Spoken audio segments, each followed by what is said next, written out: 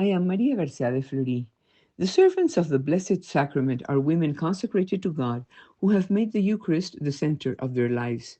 They were founded by Father Juan Bautista Castro in Caracas, Venezuela, with the purpose of dedicating themselves to living the Eucharistic mystery and achieving their own sanctification. To this end, they take vows of chastity, poverty, and obedience, fidelity to the constitutions, and effective service to the Church, especially through adoration of the Blessed Sacrament, by continually praying for priests and the clergy so that they may live their priestly ministry as a service to the people and to God. And they also dedicate themselves to teaching catechesis. September 7, 1896, was chosen to found the congregation because it is the day that the Church celebrates the feast of Saint Tarcisius, the first martyr of the Eucharist. When the shrine of Our Lady of Coromoto, the patroness of Venezuela, was built in Guanare, the church hierarchy asked the servants of the Blessed Sacrament to take charge of the care and devotion of the relic left by the Mother of God to the Indian chief Coromoto. Since then, they have had a retreat house called the Pilgrim's House that is next to the shrine, and they accommodate pilgrims.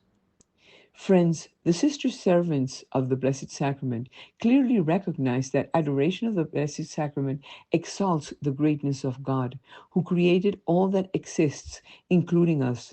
Adoration of the Blessed Sacrament is a homage of the Spirit to the King of Glory, a respectful silence in the presence of the ever greater God. It is adoration of the true God in the person of Jesus Christ, who is really and truly present in the consecrated host. During the exposition of the Eucharistic host, it is displayed in a monstrance on the altar so that all may see it and pray in the presence of Christ. There is a beautiful story of St. John Vianney, who was amazed that one of his parishioners spent so many hours before the Blessed Sacrament. So one day he approached him and said, "Sir, what are you doing in adoration?" And the man simply replied, "I look at him and he looks at me." Friends, that's what it's all about.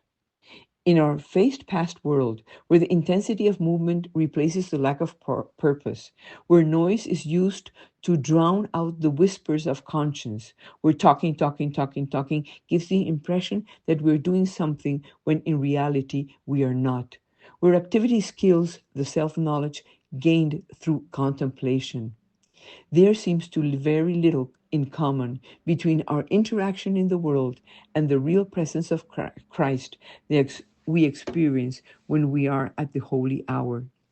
Once during Lent, a bishop challenged his audience to spend an hour before the Blessed Sacrament. He reminded them of Jesus' words to his closest disciples during his solitary agony in the garden. And he asked them, "Will you spend an hour with me?" Today, Christ asks you and me, will you spend an hour with me? Take the time to be with him, because this is your personal time with Christ. Let us too, like the handmaids of the Blessed Sacrament, dedicate an hour of our lives to God, to understand ever more clearly that with God we always win.